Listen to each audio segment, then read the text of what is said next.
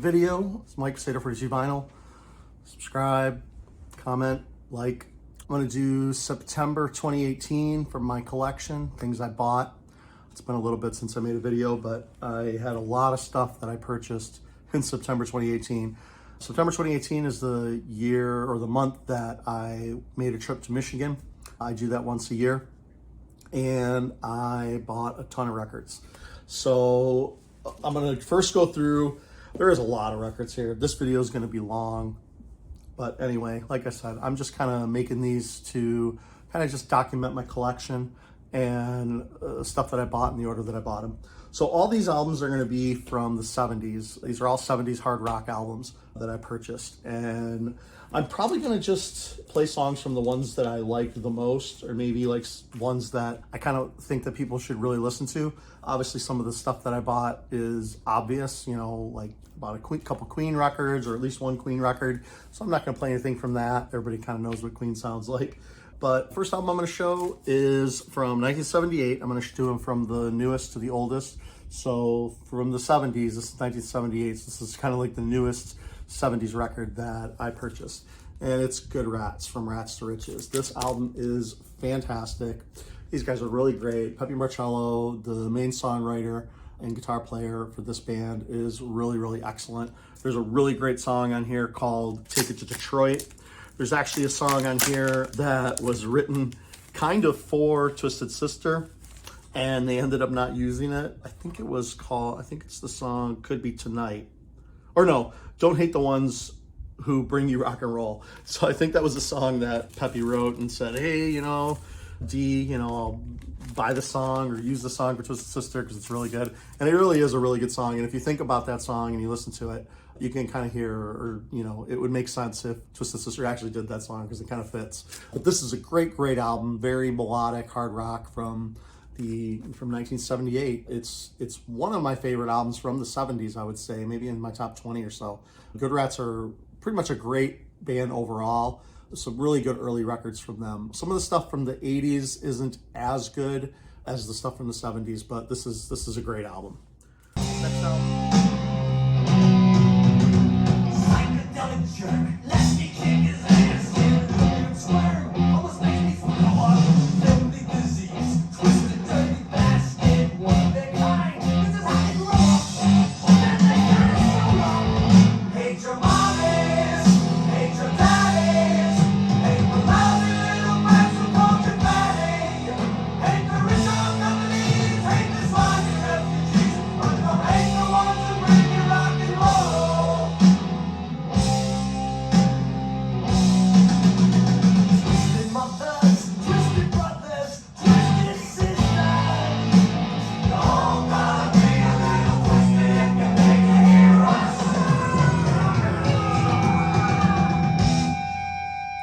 Next album is Stars, Attention Shoppers. This is like kind of like a power pop band, kind of like just a FM radio rock, but they kind of get put into power pop as well, which I totally agree with.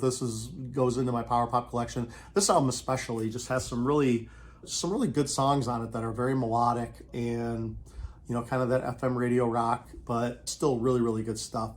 Even Brian Slagel from Metal Blade liked these guys as well. Kind of, they went on tour a little bit after they kind of broke up and had kind of a little bit of comeback. Maybe it was in the 90s or so. It's on their Wikipedia where, you know, they talk about how, you know, they kind of came back and put out a few CDs of reissued stuff.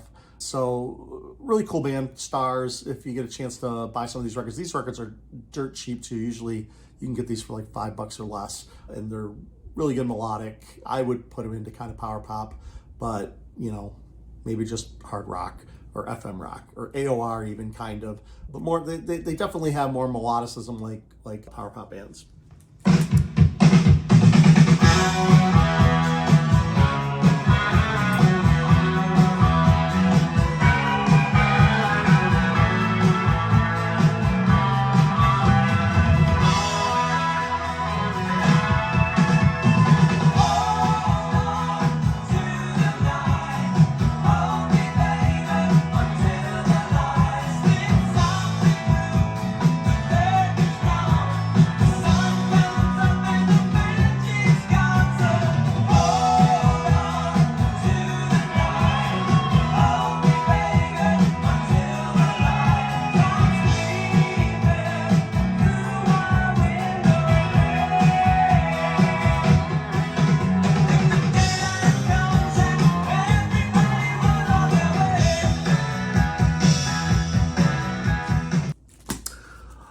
This album from 1976 is Nazareth. This is close enough for rock and roll. Kind of really bought this album just for the one song, Telegram. Telegram is like a really, really, really great song. Probably one of Nazareth's best songs. If you buy this album, you might be buying it just for that one track because it's really, really that good. If you like Nazareth, you know, like the blues rock that they do, Hair of the Dog, I think, is their pinnacle, like their best record. But, you know, in the discography of Nazareth, this sounds very typical for them, except for the Telegram song, which is really, really good. It's kind of like, it kind of portrays what's going on in the cover here, where, you know, it's about fame, about going to rock shows from, you know, one place to another with the fans and all that stuff. So it's kind of a cool song, but it's just got this kind of driving beat through the whole thing that's really, really good. It's one of their best songs.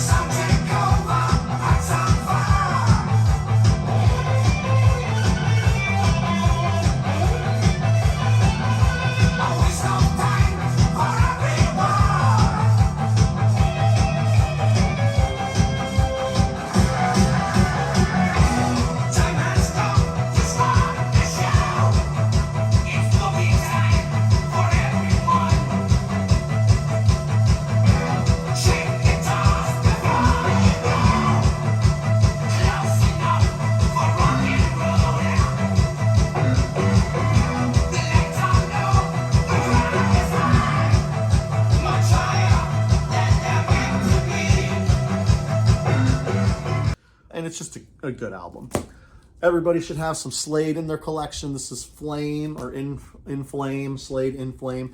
I believe this was kind of like the soundtrack to the movie that they did. I believe that the movie was called In Flame. Some really good songs on here. Slade is just excellent glam rock from the 70s. This is from 1975. I believe I have another Slade record that's coming up. Really, really great band, really good album. I would definitely buy pretty much any Slade record, except for maybe the stuff from the 80s. All their 70s output is excellent.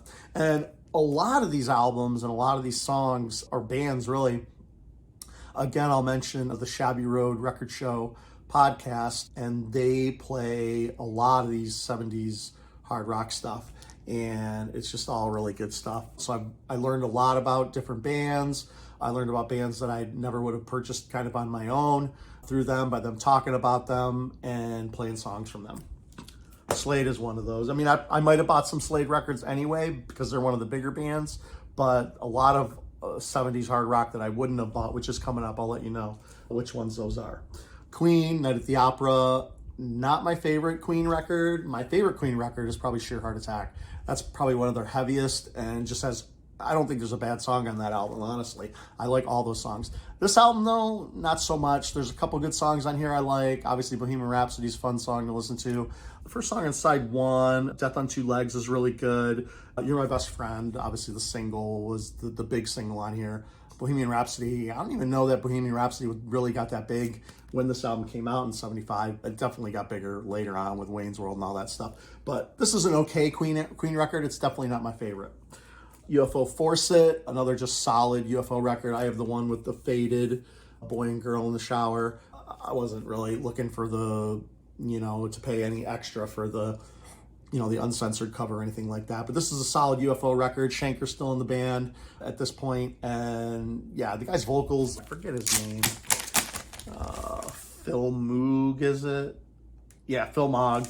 His vocals are so distinct. They're you almost know exactly when a UFO song comes on because of his vocals, if you don't already know the albums, and Shanker's guitar playing as well.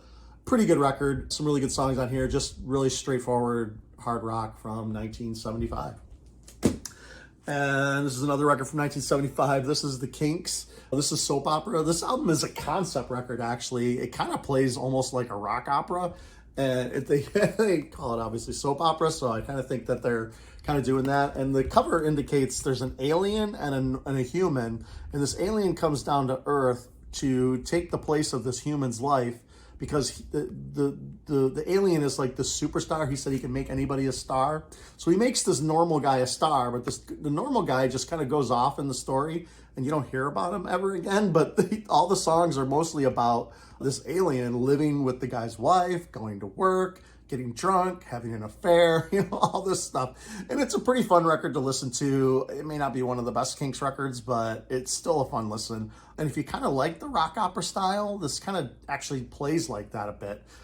So, like a Jesus Christ Superstar it's not as dramatic as that, but it's still kind of plays kind of like that. There's even dialogue, in there where you hear talking, just the characters kind of talking to each other. It's kind of interesting. It's a pretty good Kinks record. It's fun to listen to, but that's soap opera. I'm the magic maker. I'm the image maker. I'm the interior decorator. I can take any man I see standing in the road and put rouge on his cheeks and put some powder on his nose. I'll teach him how to act. I'll remove him and shape him. I'll put him in a stage suit and I'll teach him how to pose. I can turn the most ordinary man in the world into a star. I'm a star, baby. Yes, I wanna be a star. No matter how dark, everybody's a star.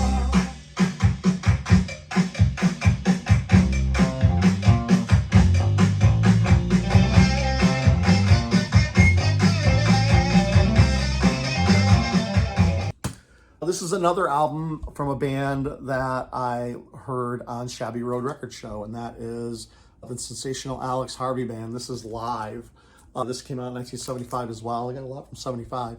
This is pretty good. If you like Alex Harvey and his music, you'll like this. He's inspired so many kind of even punk bands or even 80s, like The Damned, I think, have mentioned Alex as an influence. The Cure.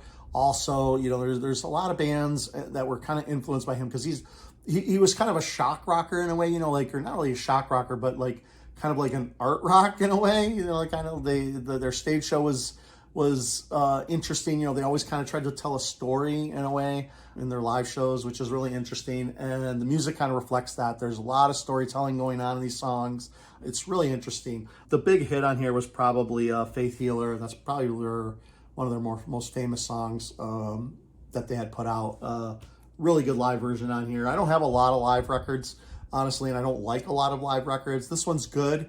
You can tell that there's a visual part to the show that you're not getting when you're listening to these tracks. There's some dialogue and stuff where he kind of sings dialogue, and with the pictures and everything of, what's going on in the show, you can tell that there was a big visual component to the show that you're not getting on the album, but still sounds really good.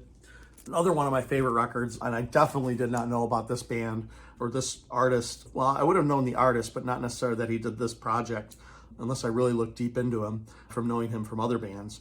But and I also heard this on Shabby Road Record Show as well. This is Neil Merriweather, and this is Space Rangers. This album is fantastic. Neil Merriweather just kind of, at this period of time, 1974, fell in love with David Bowie. He was like, dude, I want to make music like that. And he kind of just basically ripped off David Bowie. This is a B-movie version of David Bowie, but it's really good. And, the Space Rangers, this album cover is excellent. I'll show you the back cover because the way that they're dressed. Oh, this one doesn't have the picture of how they're dressed. Oh, wait, it does have one on the insert. Yeah, look at that. This guy wanted to be David Bowie for sure. And he even put the back part. But there's some just really excellent songs on here. Hollywood Boulevard is great.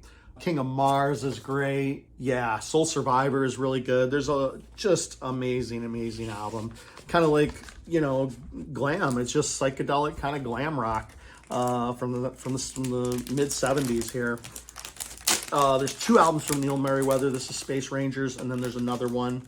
I forget the name of it right this second, but I'll put it up on the screen maybe. And excellent album. If you see this, pick it up. I think I think both those albums were reissued not too long ago, but I believe these are still probably pretty easy to get. I don't know anymore because I think I bought this, obviously 2018, so it's been a while, and it was pretty, not really readily available, but I think I got this for like 20 or 25 bucks from Discog, so it wasn't like super expensive, but it might have gone up because I think kind of the word got out about these guys a bit.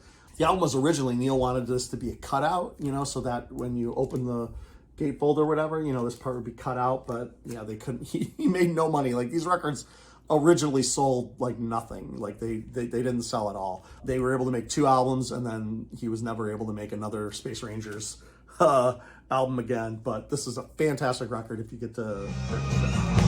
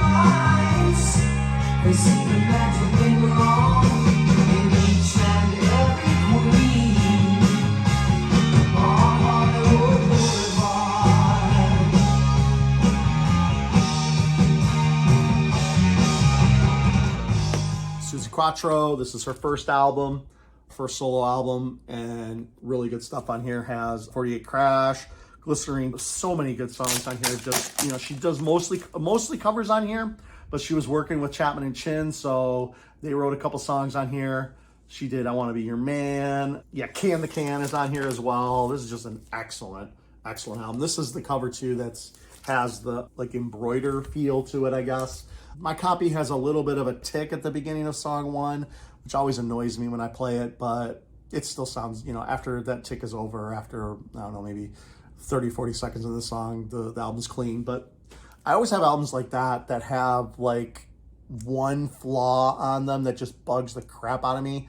And knowing it's there makes me always want to replace the record, or buy a new one. But this album is not incredibly cheap, just to buy a replacement copy. So I've kind of been living with it, and I'll probably just keep talking about it every time I play it. It's Queen's first solo record, or first album, just Queen.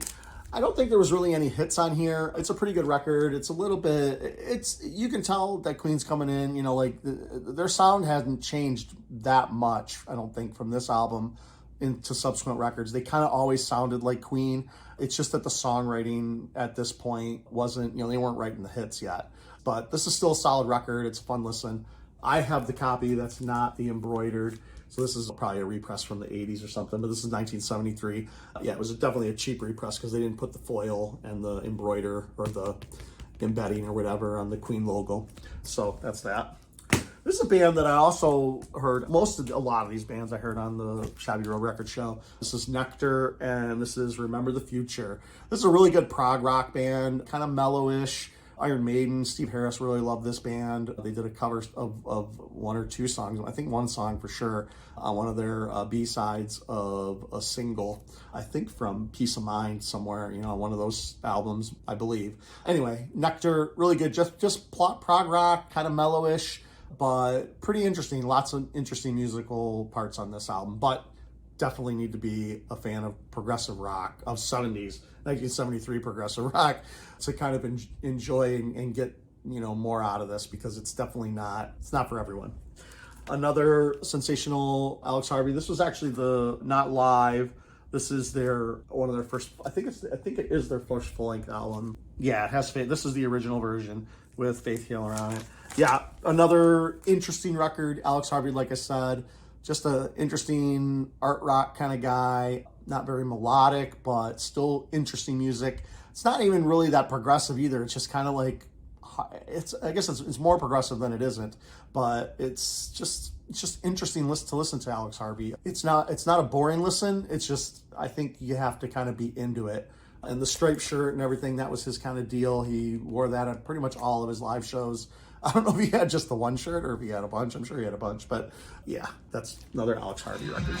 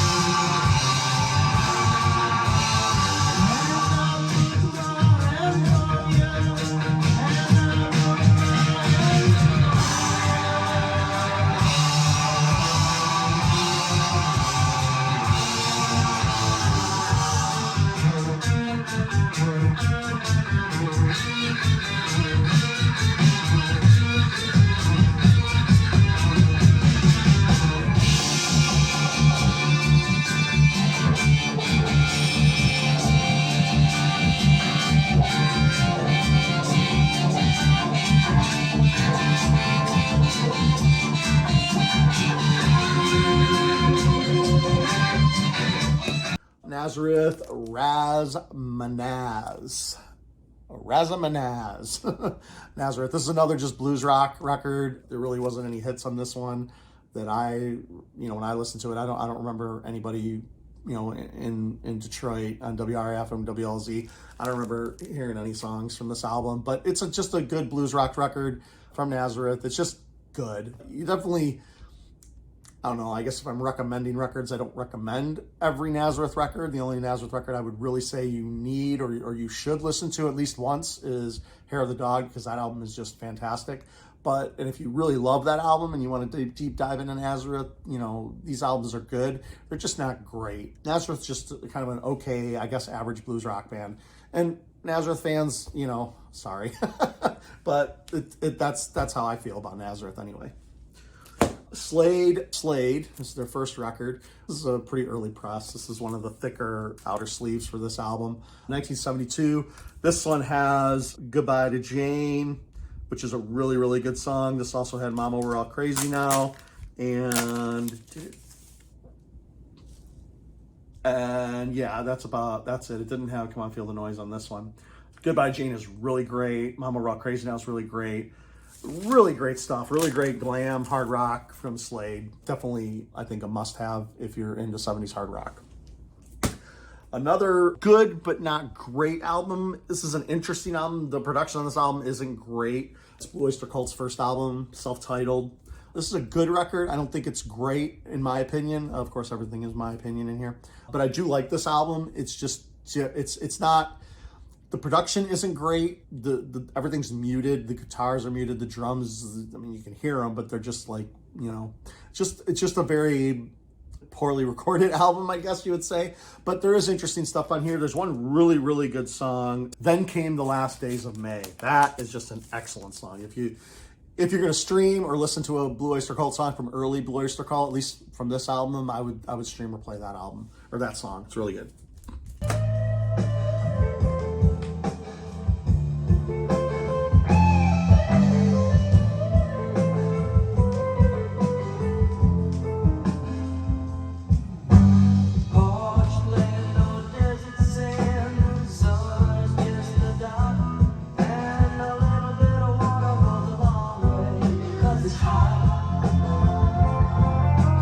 Bring good news, we're laughing, smoking in the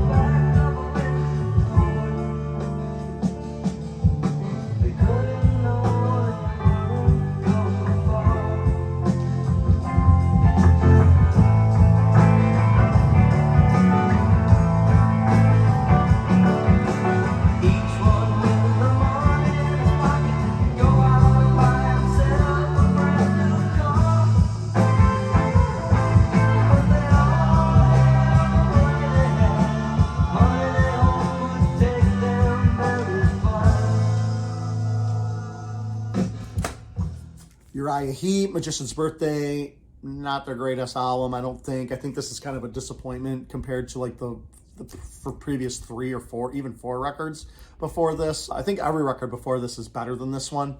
I think there's a song on here, Sunshine, that's Sunrise. That's like kind of like the heaviest that they get on here.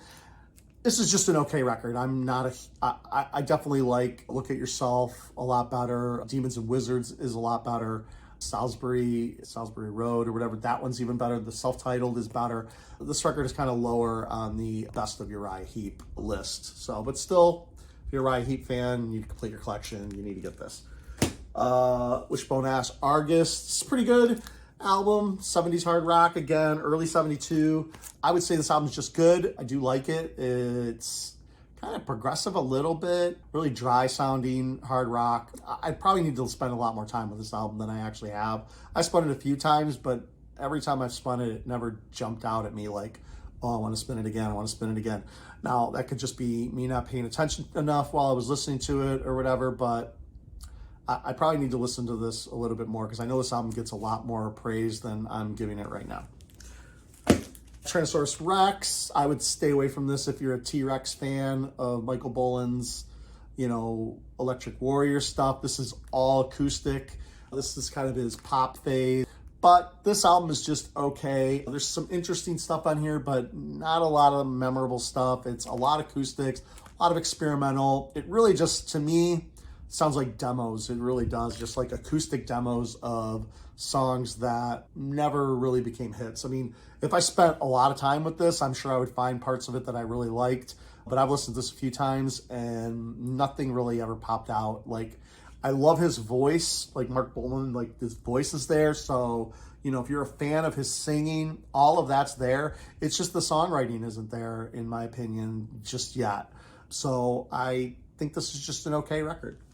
If there's really songs on here that I need to listen to, let me know. That I need to go back to and just be like, if you listen to this one and this one and this one, then you might turn around. But I don't know. 1971, Love It to Death, Alice Cooper. This is a great, great album. My copy is beat to shit. This was a copy that was actually given to me for free by a friend of mine in Michigan when I was there. He had double copies of a bunch of these Alice Cooper records that he got from his parents. And this is a great, great, great, great album. One of the better, technically it's not their debut, but it kind of is, I guess, considered because their first album is so different.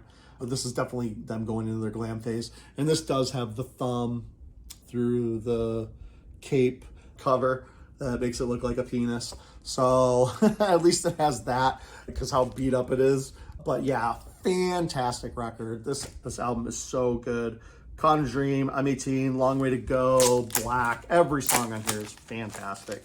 There isn't a bad song on here. Black Juju, It Is My Body, Second Coming, The Ballad of Dwight Fry is a fantastic song.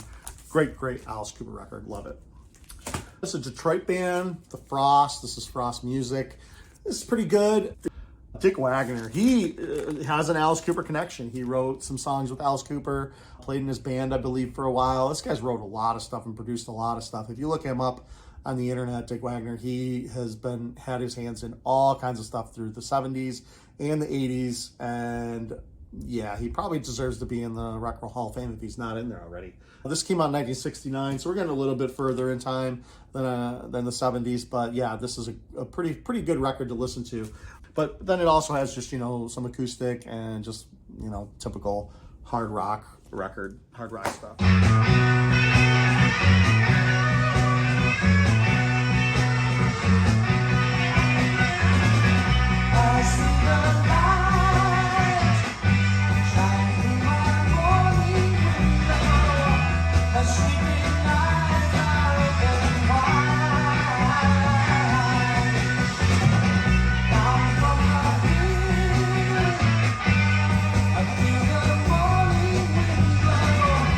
The laughing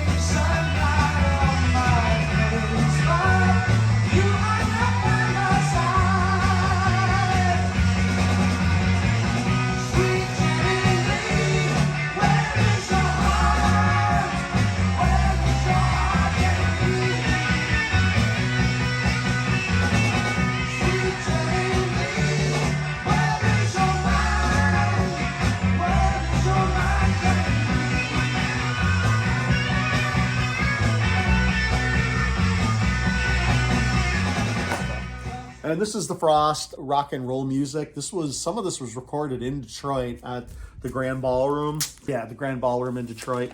Obviously, I don't think that place exists anymore. I don't know if it was tore down or what. I didn't really look it up, but yeah, I remember hearing about that. I remember my mom probably went to shows there, when I was younger. I think the Grand Ballroom was around then. This also came out in 1969. Half this record is live and the other half is studio. Actually, I think most of it's live, but yeah, there's a few studio tracks. I think it is side 1 is live and side 2 is studio. I believe that's the case. I did listen to it. I just can't really remember 100%. But Frost is a cool band. If you definitely want to be a fan of 70s hard rock to, appreciate some of these, bands that have deeper, stuff that wasn't popular, stuff that wasn't on the radio. But if you like that sound and you just want more of that, even though the songs may not be, all hits or whatever, the Frost is a pretty good deal if you find any of these records. If you're in Detroit, you're definitely going to find them. They're all over the place, but I think in other cities, they might be a little bit harder to find. I don't ever find the Frost in North Carolina. I think I might have only seen them a couple times, these albums. Anyway, Doors, Waiting for the Sun. Not much to say about this. I do like the Doors. I'm a big fan. I love the movie with Val Kilmer, and I had a neighbor who, when I was a kid, played the Doors all the time for me, and he is mostly responsible for me liking the Doors. So, because he talked him up, he loved Jim Morrison, he thought he was, great, so, and he liked the whole band, actually. He would talk about Ray Manzarek, and Krieger played guitar with his fingers. He thought that was really cool. So I learned a lot about the Doors just from my neighbor who would play stuff for me all the time, from his record collection.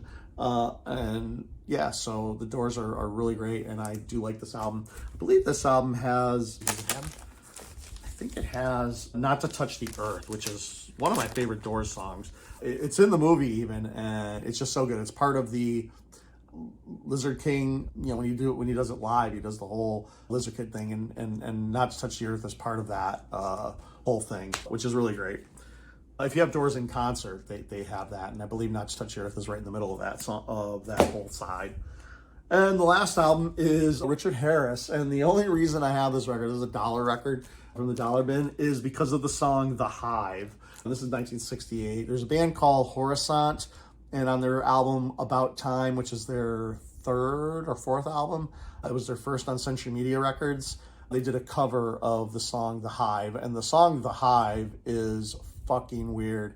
It's such a creepy, weird song, and the way that they did it in their style in Horisont, they made it really sound like them, because it doesn't sound, the lyrics are the same and the melody is the same, but it's nothing, it doesn't touch this version. This version is just interesting. Both versions of that song are really, really good. The rest of this album is just okay. It's an interesting listen. Richard Harris has just really haunting voice, and all the songs are written by Jimmy Webb, who's written like tons of songs, over the years for all kinds of different artists. I can't remember that one song that he did about the lineman, the Wichita Lineman, I believe is the name of that song. That was one of his biggest hits that another artist sang for him. And yeah, interesting album. If you find these for $1 and you're interested, maybe check them out. But I don't think they're albums that you'd mind. It's definitely not 70s hard rock or anything like that. It's just weird music in a way. But yeah, the song The Hive itself is just so creepy.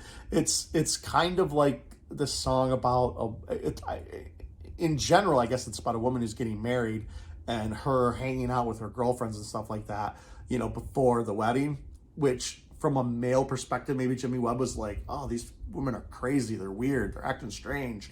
But it just has this weird vibe, and having them being like, they're going into the hive, and like, it's just so strange. It's I can't imagine how he wrote that song. Like, it's just such bizarre lyrics, and the melody and the tone of the song. It's kind of like, it's like a horror movie soundtrack, kind of, it just reminds me of that. Like, it could be a song in a horror film, but it's just the way that it sounds, not necessarily its content, but even the way that he sings about it, it's so subjective. Like, it's not directly about what I just said it was. It just, that might be even what it's about. It might not even be about that. I'm not 100% sure. But anyway, I only bought this for that song, and I do listen to that song periodically. I'll pull this out and play that song because I really like it, and I also like the Coruscant version. And that Coruscant record, About Time, is fantastic. And Coruscant did something that I don't think any bands should do, but Coruscant did do it, and they did it perfectly, and they're one of the bands I can forgive. The Hive is, I think, I want to say it's the first song. If it's not the first song, it's one of the first 3 songs on the album. And normally, if you're going to do a cover song, I think that cover song should be the last song on side 1 or the last song on side 2, or maybe even the first song on side 2. But you should never open your album with your cover song or even have it in your first 3 songs. It should be the last, first on side 2 only. Anyway, that's just a weird aside. But yeah, Richard Harris, The Hive, interesting song.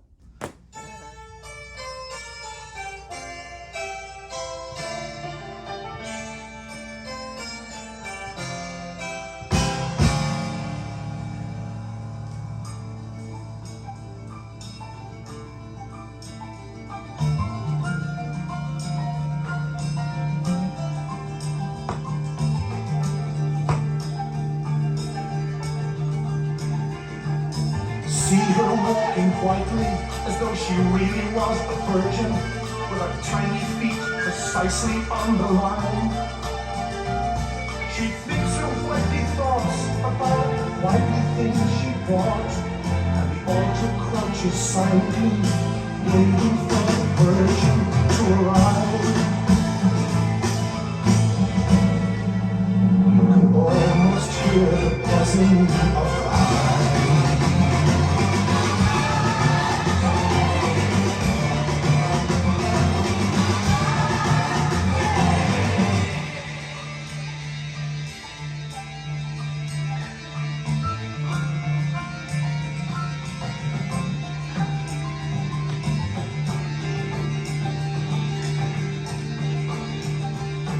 They played the quietly music as though it was really music. In the parking lot, they're lettering a sign. The preacher says the proper things, and then the rusty alto sings. And now they'll all get warm and drunk, pretending they're essentially alive. While the bride procession leads her to the hive.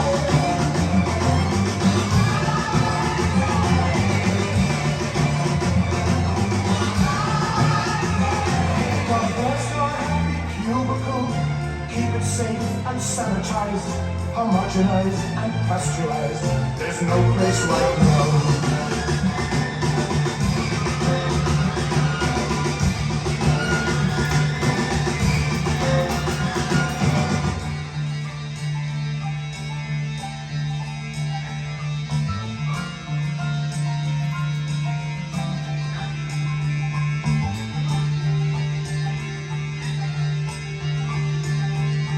Behold a form of female disappearing through the doorway. She has dreamed of this since she was only 9. She's never really fought it, and now by God she's got it. And the altar crouches silently, waiting for the virgin to arrive. You can almost hear her screaming in the hive.